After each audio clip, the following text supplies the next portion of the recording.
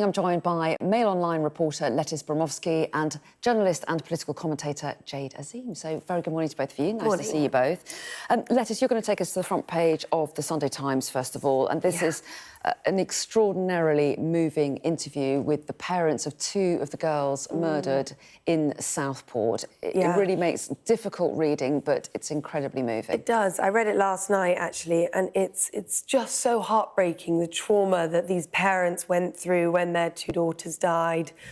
You know, it's the first time they're speaking out about this, which is quite emotional, and it's quite an important moment because the trial, well, there was no trial in the end, but the killer, Axel, was sentenced. He got his 52 years and he was sentenced, and that was quite short. We thought there was going to be a trial when he pled not guilty, and then he changed his plea to guilty. So he's been sentenced, and now they've spoken out about this.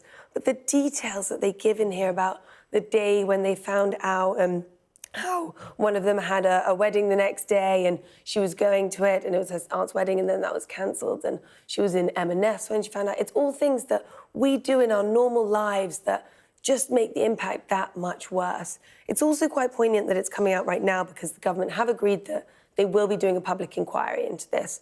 And so they're speaking out to show now that these girls, they are victims, but they're also human little girls who died in this. And very often, we as the press and in the public, you get swept away by the curiosity of what the killer was like and what motivated him. But these three little girls died in horrific circumstances. Well, that's right, and I think it's really notable that the parents apparently never mentioned the killer's name. They talk about, they call him he or the offender through the interview, and they really want to put the girls centre stage, and they talked about their personalities, how they, even though they didn't know each other, that they had seemingly similar personalities. It does feel like all of the debate has been on the killer, but actually this is sort of the first time where the little girls at the centre of this have been at the centre of the story, right? And to your point, we often forget the human stories behind this, and this really brings it to life.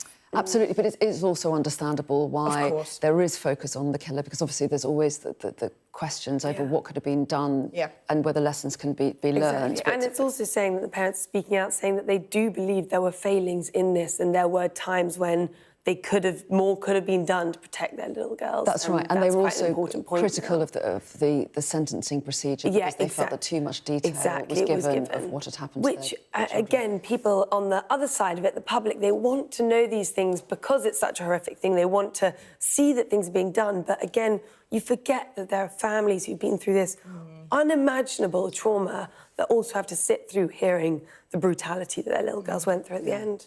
A really important read, that, in the Sunday Times. Let's move on. Jade, take us to the front page of The Observer, because this is all about what Labour might do to the benefit system.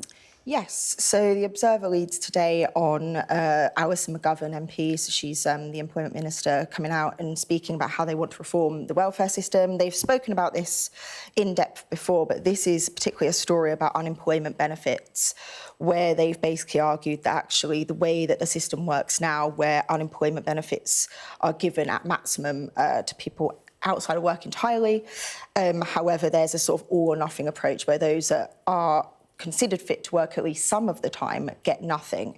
So they're trying to equalise it, basically saying that the way that it works now incentivises people to stay off entirely rather than tapering them back into work. They're nervous about losing any kind of support. And clearly, in some instances, work pays less than the benefits bill.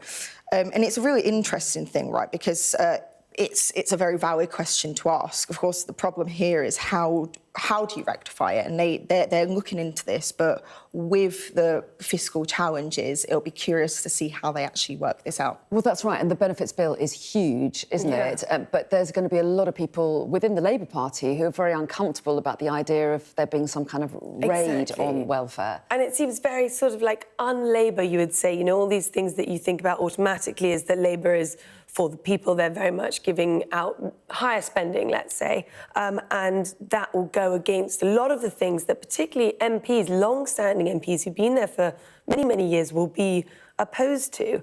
And again, it'll be interesting to see more detail on this radical overhaul and how they're going to do it. But you know, whether it'll be to simplify it as well, and not have so many different levels of different benefits that people can get into. And we've had plenty of previous governments trying to tackle this issue, haven't we, Jade? So questions over, you know, whether it's likely to succeed. And as they point out, actually, it's got so much worse since COVID, right? And there's this big reckoning with the benefit system as a result. Well, yeah, the number of people who are too ill to work. Yeah. Let's move on to the Mail on Sunday. They have a headline: Minister sacked for Hope You Die jibe about pensioners. This is Andrew Gwynn, a health minister who has now resigned as a result of this. Yes. He has now resigned, but the story that the Mail on Sunday have discovered here is absolutely atrocious. This is a man who's been MP for 20 years, worked in politics, though, for 30 years, and yet for years, it seems, he's been sending messages which have been sexist in nature, which have been racist in nature, which have been very rude about his own constituents who he looks after. One 72-year-old woman wrote in about bin collections. She had made it known that she hadn't voted for him, wrote in about bin collections, and he writes in this WhatsApp group, which is filled with about a dozen other councillors and at least one other Labour MP, saying things like, oh, who cares about this lady, you know, hopefully she'll have died by the next election. I mean, that mentality around things is outrageous from a public servant. Yeah, and reportedly posting sexist comments about Angela Rayner as well, and also reportedly allegedly racist comments about Diane Abbott. And it's picked up in the Sunday Telegraph as well, Jade, isn't it? Minister sacked for saying pensioners should die. And we should say that Andrew Gwynn has apologised. He said, I deeply regret my badly misjudged comments and apologise for any offence caused. But the government has been pretty swift to jump in and make sure that he's out of a job. Yeah, I mean, it's not an ideal story, is it? But Number 10 have clearly been trying to draw a line between what they see as the previous Jeremy Corbyn era, where they failed to act on certain comments. They're trying to look like they have been very swift as soon as the story came out. Not only was he sacked, he was also suspended from the Labour Party.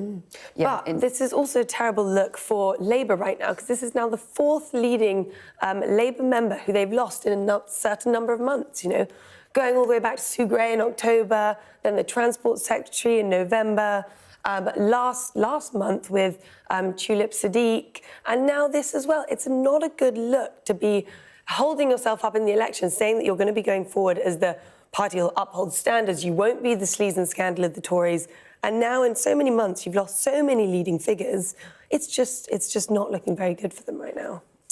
And you could say that, you know, Keir Starmer's own personal ratings aren't great, that certainly the party isn't polling too well, Jade. It's not what they need at this time. It's unhelpful. Unhelpful, yeah. OK, let's move on to the front of the Sunday Express. Lettuce, this is a story. It says, Tories call for reform pact to save UK. I mean, are these some Tories? We're not talking about the Tory leadership. These are some leading Tories led by Lord McKinley. People like Jacob Rees-Mogg, Esther McVey have all said that there should be some sort of pact with reform going forward.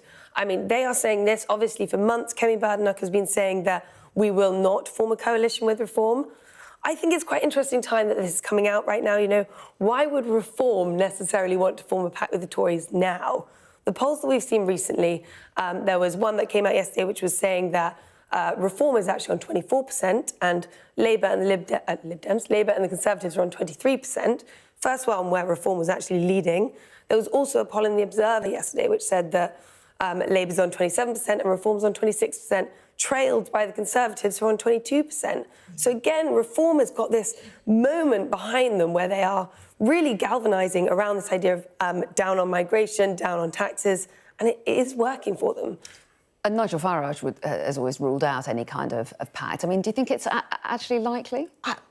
I mean, it's very difficult, but obviously Kemi's also been trying to make manoeuvres to look reform-friendly, and it's a continuous conversation within the Conservative Party as well. What's quite interesting about this is I wonder if it's also reform trying to look like the unifying force. Actually, they're being immature and we want to save the UK and trying to look like that national movement when the Conservatives appear to be floundering. Well, yeah, and certainly it's interesting how they're affecting the debate and you're seeing other parties, you know, perhaps change their stance or sort of shifting Changing their their position style, potentially? yeah. Their style, yeah. I was going to say that exactly. Like the Labour Party have been doing very interesting things. So they put out an advert up in the northwest of England about migration, showing that they were trying to bring it down. But instead of being your usual red for Labour colour you'd expect, the colour they've used on all the adverts is actually a reform sort of turquoisey green. And I haven't seen that they've commented on it publicly, but whether they're trying to sort of change their messaging to be a little bit more like that. It was also reported in the Times yesterday that they'll be releasing all these videos of migrants being deported on Monday because people, again, focus groups have said they don't believe people are being deported because they haven't seen it with their eyes. That feels like much more of a Trump Farage-style way of negotiating or politics, like showing people on these planes being deported. Whether people will be able to stomach that is yet to be seen, but definitely a change of tactics from the Labour that we know. Very quickly, let's just show the Daily Star on Sunday and remark that it's quite similar to the Daily Star on Saturday, i.e. it's going to be cold. It's basically the weather. I don't know if we've got that. Daily Star on Sunday. Here it comes. Do you have a comment? It is going to be cold. It's going to be cold. It's unfortunately going to be cold. We've got the Scandi shivers, they say. Lovely to see you both. You will be back in the next hour where we've got another selection of papers to go through. But for the moment, Lettuce and Jade, thanks very much indeed. Thank you very much.